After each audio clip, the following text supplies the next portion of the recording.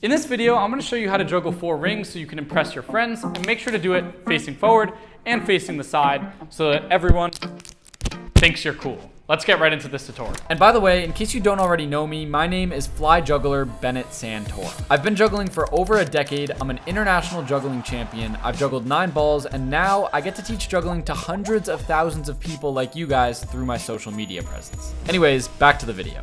Okay, so if you're here to learn 4 rings, I'm sorry to tell you, but this is pretty much the exact same way that you went about learning 4 balls, but just with rings. Now, if you haven't already watched my tutorials with 4 balls, I'll leave the link to it down in the description. But long story short, you're basically learning to juggle 2 in one hand with your right, 2 in one hand with your left, and then combine them at the same time. And from there, the only other thing that's important is that you don't want to cross the center of your body. So I even tell people to put their hand out where their nose is, and their nose is usually in the center of their body. So put it out straight, and then juggle like this to make sure you're not crossing the center. And do the same thing with the left side of your body so that when you try to juggle 4, they're not crossing to the middle and they're not going to collide with each other. And so you can do 2 in one hand on each separate side like that. And if you already know how to juggle 3 rings, then you pretty much know how to catch them, and you're not going to be catching them down here like this because that makes it just way too hard. You're going to be catching it up here like this. Well, 4 rings is basically taking that exact same concept with balls, but doing it in the style and way that you catch and throw rings. So we're just gonna start with 2 in one hand like this,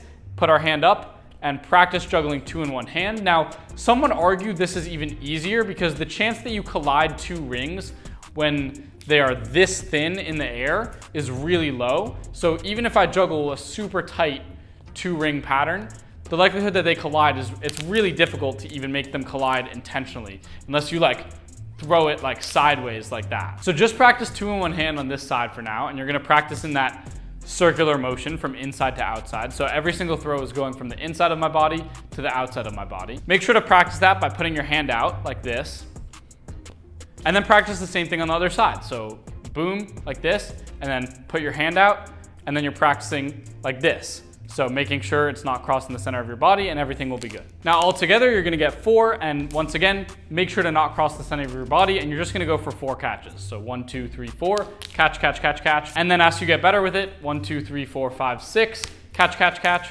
And then as you get better, then 1, 2, 3, 4, 5, 6, 7, 8, and you just go for as many throws or catches as you can. Now I really recommend that you can already juggle 4 balls before you can do this, and you're gonna just take the exact same way that you learned 4 balls and just apply it to 4 rings. Now, with learning 4 clubs, it's a little more complicated because you have to learn how to do the spin, but with learning 4 rings, it's really pretty much the exact same as balls, except again, you're kind of catching them and throwing them from up here. So you're just going 1, 2, 3, 4, 5, 6, 7, 8, blah, blah, blah, like that. Now, one thing I will say is cool with rings is that you're throwing them all from a side view. Now, when someone's watching and looking at this from a side, they don't see like 2 different columns like this when you're juggling from the front.